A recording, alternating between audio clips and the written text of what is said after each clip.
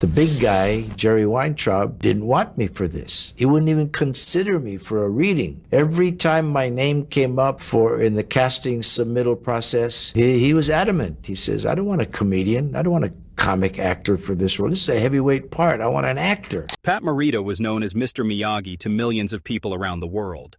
He was the quiet teacher in The Karate Kid who helped Daniel LaRusso learn karate and life lessons.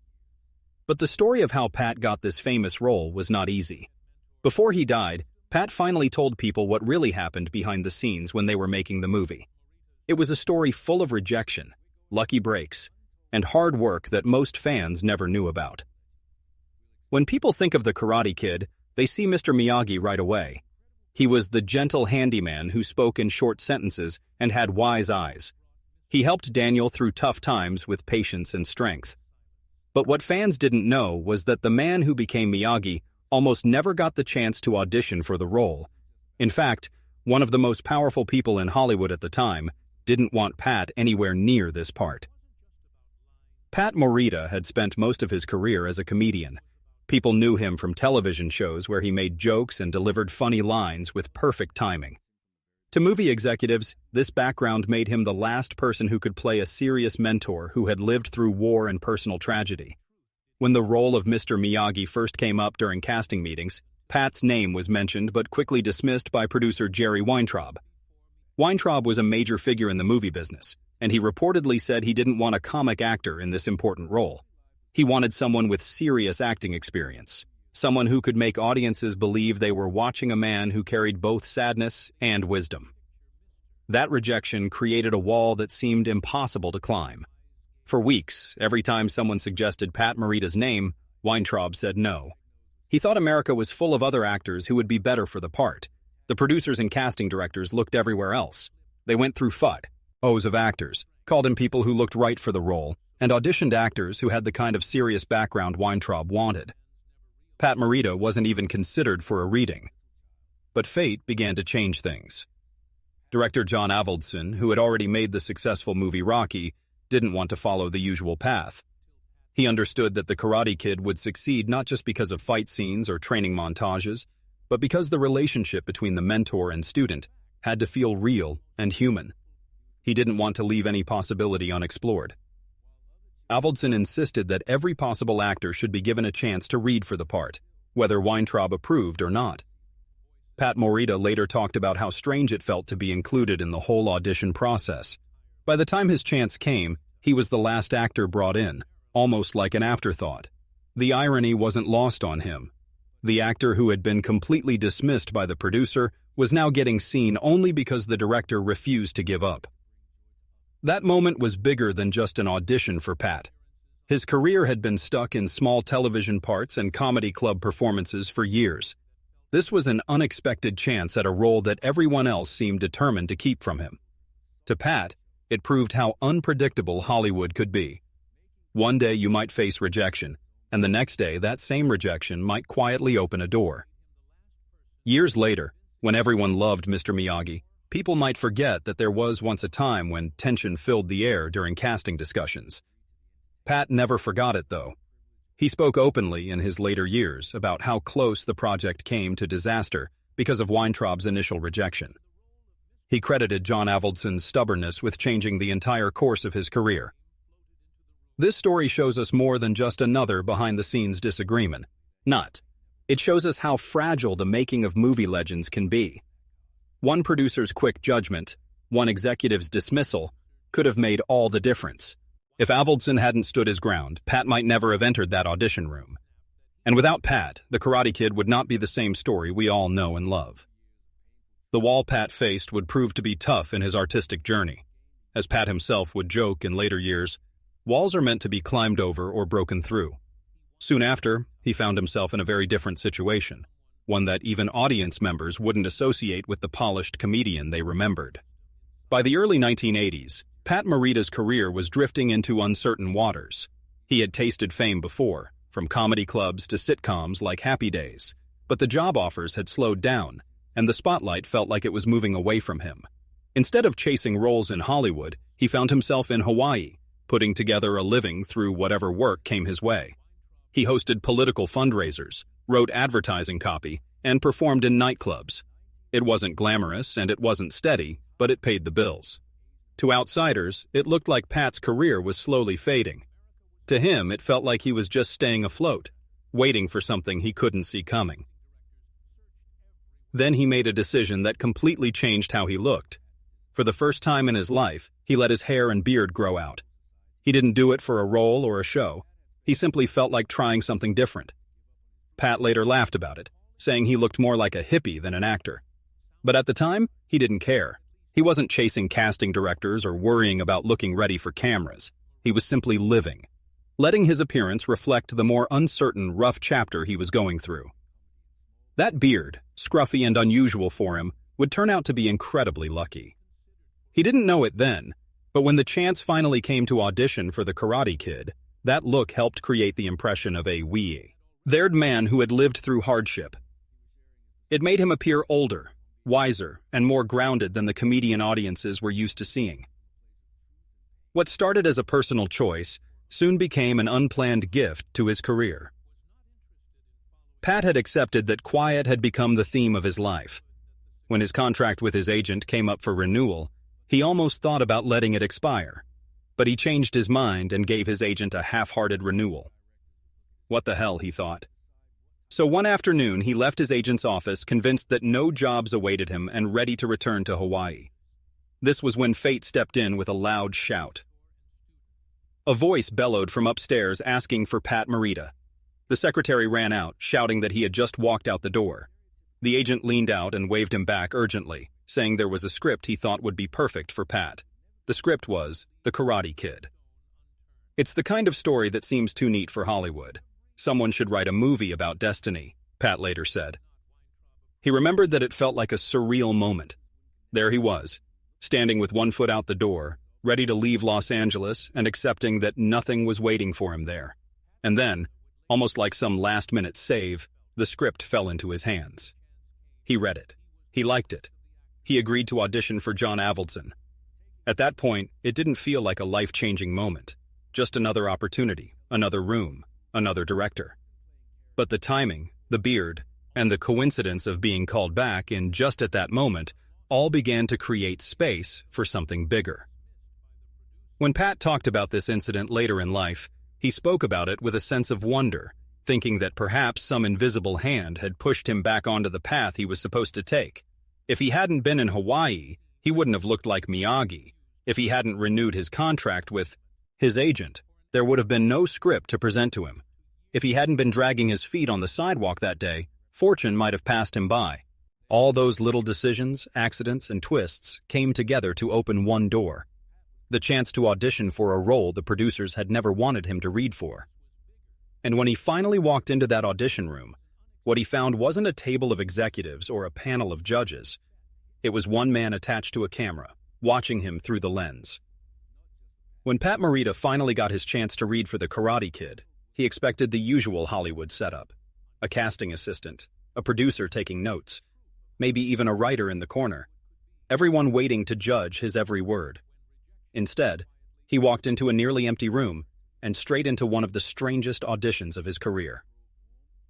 Sitting there was John Avildsen, the director who had already made his mark in film history with Rocky. But Avildsen wasn't sitting casually behind a desk or flipping through a script. He was half man, half machine. On one side of his body, he held a camera. On the other hand, he carried the heavy battery packs strapped against his body. He introduced himself warmly, but he never lowered the camera. From the moment Pat stepped in, he was being filmed. Pat would later joke that his first impression of Avildsen was that of a half-man, part director and part recording device. But beneath the humor was a serious point. Avildsen wanted to see more than just a polished reading. He wanted to capture the raw presence of the man in front of him, to see if Pat could be Miyagi when no one else believed he could. "Tell me a little about yourself," Avildsen said, still looking through the lens. And so Pat spoke, not in rehearsed lines but in stories about his life, his career, his ups and downs. In that moment, he wasn't auditioning in the traditional sense. He was opening a window into who he really was. And Avildsen kept filming. Then came the script. Pat wasn't going to read easy lines or simple scenes. He had to tackle some of the toughest scenes that hadn't yet been staged or practiced. He improvised, putting all his energy into the emotional weight of Miyagi, without sets, costumes, or another actor to work with. When he finished, he expected a polite thank you and dismissal. Instead, as he started to walk away, Avildsen called out, "Pat, don't you want to take your script with you? You might need it." That one sentence was electric. It was the first time Pat sensed that perhaps, just perhaps, he had broken through the wall of doubt surrounding him. He had walked in as a comedian with a beard. He walked out as someone who could very well become Mr. Miyagi against all odds. Avildsen had already made up his mind. Later in meetings, when the producers were arguing over possible casting choices, he would show that tape again and again. One time, during a heated discussion, he just turned on the monitor while they were meeting. The room grew quiet as Pat's audition appeared on the screen. Then Weintraub, the very person who had refused to even consider him, exclaimed, "Hey, wait a minute, that looks like Miyagi." Avildsen turned calmly and said, "That's the Pat Morita you refused to let read for the part." The tape proved that Pat could act, and it proved that he was Miyagi in a way that no one else could be. It was the crack that started to break down the wall of resistance. Of course, Hollywood doesn't give anything up without a fight. Even when Avildsen's tape was impressive, Pat was called back again and again. The producers wanted to be sure. Could he repeat the performance? Could he do it in costume? Could he hold his own next to Ralph Macchio? Pat delivered every time. Slowly, the doubt began to fade. But it all started from that one camera test when Pat Morita faced not a panel of skeptics, but the focused attention of a director who believed in capturing truth on film. And soon, the tests wouldn't just be about him. They would put him side by side with a young actor from New York to see if a real bond could develop between student and teacher. For most actors, one solid audition is enough to get a role. For Pat Morita, it took 5. Even after John Avildsen's tape won over skeptics, the producers wanted more. They needed to be certain that the man they had dismissed as a comic could embody the soul of Mr. Miyagi. And so began a tough series of tests, 5 separate sessions designed to prove whether Pat Morita could not only act the part, but live it. The first 2 tests were simple recreations. Could he recreate the same intensity and subtlety from his initial audition? Could he tap into the quiet authority of Miyagi without slipping into humor or parody? Each time, Pat delivered. He carried himself with dignity, spoke with weight, and showed flashes of vulnerability that hinted at Miyagi's deeper story. But the third test raised the stakes. This time, Ralph Macchio flew in from New York. The producers needed to know, could the chemistry between Daniel LaRusso and Mr. Miyagi feel real? The script called for a bond that was more than teacher and student. It was father and son, mentor and guide. If Pat and Ralph didn't connect, the entire film would fall apart. At first, they would just read together, simple dialogues, then moving into dramatic material. The wax-on, wax-off moments, deep emotional confessions, and quiet silences that speak louder than words. The serious weight didn't just come from Pat's performance with Ralph. It was the warm, authentic response that flowed between them. He listened, he reacted, he guided. And slowly Ralph leaned into him as though he were someone he could trust. That was the first sign of a partnership that would anchor the entire franchise. The producers could see it, but they needed more proof before committing. The fourth test added costumes. Could Pat look the part? In a simple outfit with his beard and hair as distinguishing features, he transformed completely. The N.I. Jet Club comic and sitcom regular was gone. In his place stood a man shaped by age, experience, and quiet pain. Even Ralph later admitted that when Pat dressed as Miyagi, the transformation was startling. It was as if he became the character. But in the end, studio heads wanted guarantees beyond guarantees. The fifth and final test was the deciding factor. They called for a reading on a cold, empty soundstage. No sets, no props, just Pat, Ralph, and the camera. It was the ultimate stress test. Was there still magic under the most basic conditions? The answer came quickly. The two interacted as if it was second nature. Pat didn't act. He inhabited Miyagi. Ralph didn't deliver lines. He was responding to a mentor who seemed completely real. When the camera stopped, the silence was powerful. 5 auditions had not only proved that he could act, they proved he was Miyagi in a way none could match. It had been quite a trial, but it created something lasting. After that, Ralph Macchio and Pat Morita were no longer just co-stars. Ralph and Pat had become Daniel and Miyagi, bonded forever by a chemistry that would touch generations. The 5 successful tests had proved Pat was Miyagi, but it took one phone call from the toughest skeptic to finally seal his fate. When Pat Morita finally cleared all the auditions, screen tests, and chemistry reads, there was still one lingering shadow: Jerry Weintraub. The powerful producer had been the wall that nearly kept Pat out of The Karate Kid. He didn't want a comedian in the role. He didn't trust that Pat could deliver the weight and seriousness of a mentor figure. For weeks, Pat's future had hung on the edge of Weintraub's doubt. Then came the phone call that changed everything. It happened after the 5th test, when Pat and Ralph Macchio, in costume, performed in front of the studio heads.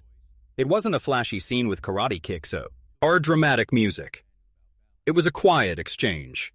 Miyagi speaking with Daniel in that clipped, halting rhythm Pat had shaped out of exhaustion and instinct. Daniel answered not as an actor reading lines, but as a boy leaning into the wisdom of someone who seemed to care. The stillness of it carried more weight than any action sequence ever could. Avildsen, confident as ever, let the camera roll. He had been Pat's champion from the beginning, fighting for his inclusion, keeping his tape in circulation, replaying the footage whenever Weintraub grew dismissive. Now, in front of a full room, Pat and Ralph were undeniable. When the test ended, there was no laughter, no skepticism, just silence. A silence heavy enough to tip the balance. Weintraub picked up the phone. On the other end was Pat, waiting at home, still unsure if the role he had poured himself into would slip away. Weintraub didn't waste words. His voice, usually sharp and unyielding, carried a different weight now. "Pat," he said, "I almost made the worst mistake of my life. I just want to be the first to congratulate you. You've got the part of Miyagi." Pat had wanted that job for personal redemption. It was his way of proving to the world that he was more than just a comedian. The man who had opposed him now had to eat his words. In one phone call, the tide turned, and the entire balance of power in the production shifted. The room that had once looked down at him was now showing respect. Pat would say he felt triumph and humility all at once. He hadn't raised his voice, bragged, or pointed out how close they had come to excluding him. He had simply accepted the role with quiet pride. He knew that this victory meant much more than just his own career. Miyagi was going to be more than a character. He was destined to be a cultural icon. The victory was especially sweet for Pat because it had been so difficult. The part hadn't been handed to him. He had to fight through waves of doubt. Now he could step into Mr. Miyagi's shoes for the first time with all the confidence his worth could provide, with Weintraub's words ringing in his ears. But even with the part secured, Pat Morita's battle wasn't over. Once the cameras started rolling, he faced a new challenge, convincing audiences that Miyagi's broken English wasn't comedy, but poetry. Getting the role of Mr. Miyagi was one victory. Giving Miyagi a voice the world would never forget was another. Pat Morita knew that how Miyagi spoke could make or break the character. If the voice leaned too far into caricature, it risked being a stereotype, another broad brushstroke Hollywood often used for Asian characters. If it were too polished, too smooth, it wouldn't fit the script's vision of an immigrant janitor and war veteran, grounded in the broken rhythms of English learned late in life. Pat had to find the balance between dignity and authenticity. Ironically, the first spark came from exhaustion. During his early auditions, Pat was tired, drained from the long process of proving himself. His energy ran low and his words slowed, dropping into clipped, halting phrases. "That's why Miyagi talks like this," Pat later explained with a wry smile. It wasn't planned. It was simply what came out when he didn't have the strength to overthink. But Avildsen and others saw something in it. The rhythm wasn't clownish. It wasn't forced. It carried weight. It felt true to Miyagi's history. Still, Pat refined it carefully. He leaned into the idea of a man who spoke with deliberate pauses, someone who had learned English as a second language but thought deeply before each word. Instead of a weakness, the broken grammar became a kind of poetry. "A man who catches flies with chopsticks can accomplish anything," Miyagi tells Daniel. And it lands not as a joke, but as a piece of ancient wisdom. The rhythm made people lean in, listen closer, as if every pause carried meaning. Ralph Macchio would later say that he was surprised by the voice at first. He knew Pat as a comedian with a smooth, quick tongue. But suddenly he was facing a different person, quiet and almost meditative, with words dropping like small stones into water. Daniel was full of nervous energy and stumbled through his sentences, while Miyagi, speaking in spare broken English, calmed the air around him. The two rhythms complemented each other perfectly. Of course, some in the studio were still worried. Was this too much? Would audiences laugh for the wrong reasons? Pat had his own worries. He knew Hollywood had a long history of using accents to belittle, not elevate. But he had faith that if he filled Miyagi with dignity, if he approached the voice with truth rather than parody, it would rise above stereotype. And he was right. Rather than being a punchline, the way Miyagi spoke became part of his wisdom, gentleness, and charm. In contrast to his Miyagi voice, Pat's natural speaking voice was smooth and almost musical, quite different from the halting, stilted Miyagi speech. Many fans were shocked to discover this contrast in interviews later on. They could hardly believe that the polished, witty man sharing stories and experiences was the same person saying, "Wax on, wax off," with such a broken rhythm. But that was Pat's artistry. He created a performance that fit so well it seemed real. That voice became bigger than an accent. It became a character in itself. Kids did impressions. Adults remembered it. Comedians copied it. But all of that cultural echo always kept the seriousness. Pat had given life to a character with dignity, humor, and sorrow all mixed together. And yet, for all his care in shaping Miyagi's voice, Pat would find himself confronting a deeper irony. The role that saved his career also trapped him in ways he could never fully escape. For Pat Morita, the Karate Kid wasn't just a movie. It was a turning point, a second life after years of struggle. While the world remembers the crane kick, the wax-on lessons, and Miyagi's calm wisdom, Pat himself carried quieter memories from the set, pieces of time that defined his bond with the cast and his personal journey. These were the moments he never forgot. One of them was the night shoot for the iconic drunk Miyagi scene. The studio had doubts about including it. Executives wondered if audiences would accept seeing the wise mentor as vulnerable, broken by the memory of losing his wife and child in an internment camp. But Pat fought for it. He poured his soul into the scene, stumbling through Miyagi's sorrow with a rawness that stunned the crew into silence. Ralph Macchio later recalled that after the cameras stopped, no one clapped, no one spoke. They just let Pat have his silence. For Pat, that night was proof he could do more than comedy. He could move people to tears. Another memory came from a smaller, less scripted moment, the catching the fly with chopsticks scene. The scene was written as light comedy, but Pat made it something richer. He played it with an almost childlike focus, his hands steady, his eyes locked on the impossible task. When Daniel succeeds instead, the chemistry between them bursts into laughter that feels genuine. Pat loved that little scene because it revealed something vital. Miyagi wasn't just a teacher, he was a man who could laugh, compete, and be surprised. The relationship with Ralph Macchio was certainly another treasured memory for Pat. Ralph was still a teenager when they were filming, dealing with all the complications of fame and pressure, while Pat, being much older, found himself in a protective role offset as well. He taught Ralph life lessons with gentle humor and experience, not only on camera, but also off. Years later, Ralph would see us. He'd refer to their relationship as the heart of the movie, on screen and off. For Pat, that bond was not scripted. It was real, growing stronger every day they worked together. He also remembered how the crew's skepticism gradually faded over time. At first, many of them had wondered whether the comedian from Happy Days could carry off the role.